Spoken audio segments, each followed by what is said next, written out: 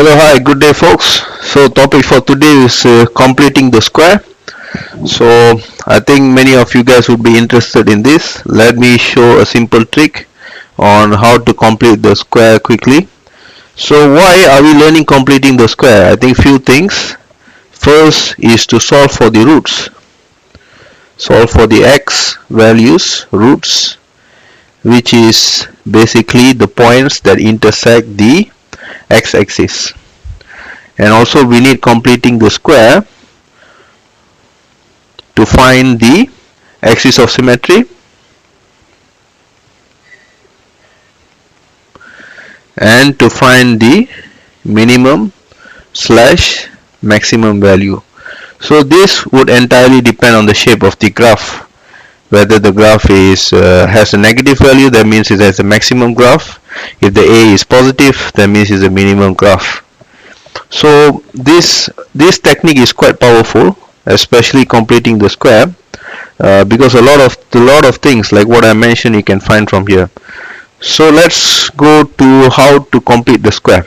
Alright, so we start with this equation, which is fx equal to negative 2x square negative 10x plus 5. Okay, how to complete the square? The first objective you must keep in mind that I think before we go there, let's recap back what is your quadratic formula.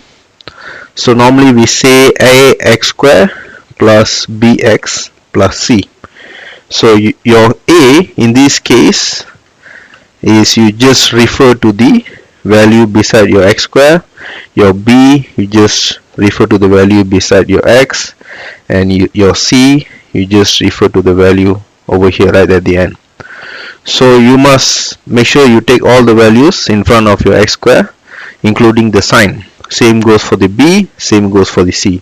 So in this case you can clearly see your a is equal to negative 2, your b is equal to negative 10, and your c is 5.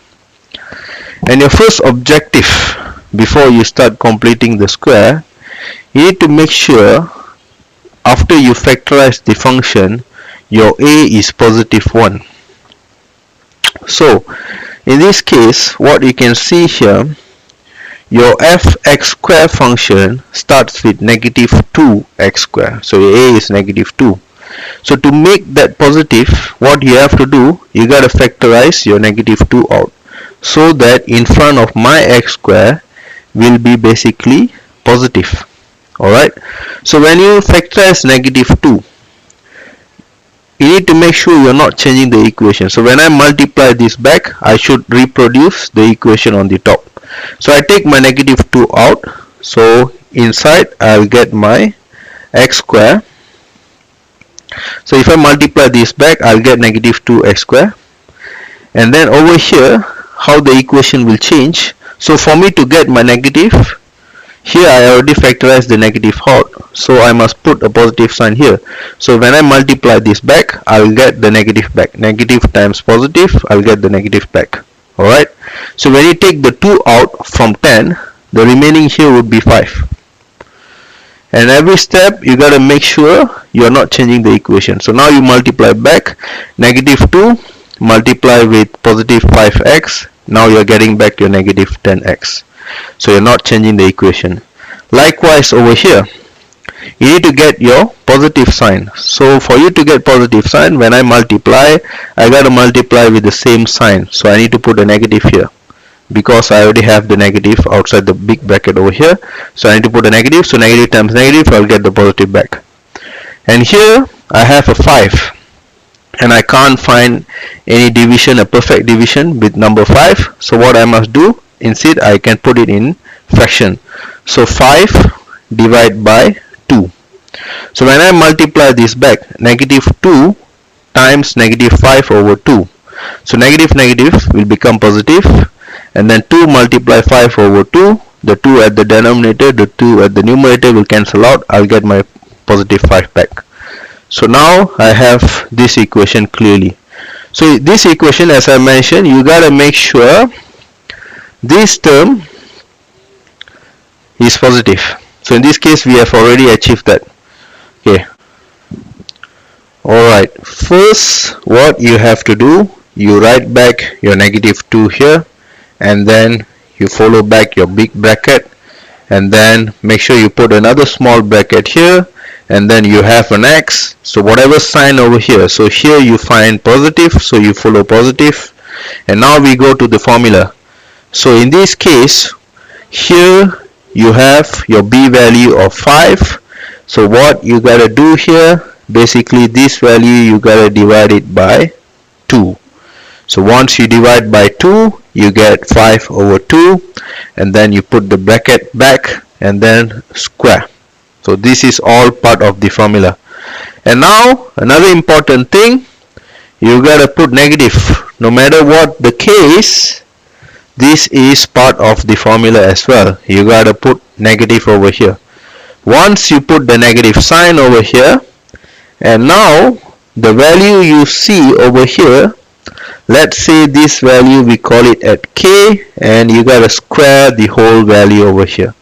So 5 over 2, once you square that, 5 square, it will become 25, and then 2 square, it will become 4.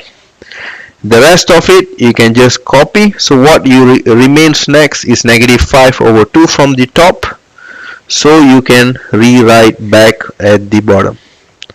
So once you rewrite back, it will become -5 over 2, and make sure you put back your big bracket. That's it. So the rest of it is pretty much how you simplify the function. So before you go about solve your big fraction, you got to look what's on the inside. So make sure you solve that, make it simplify before you moving on to the big bracket. So before you go there, there's nothing to simplify over here. So -25 over 4, -5 over 2. So you will be getting -35 over 4.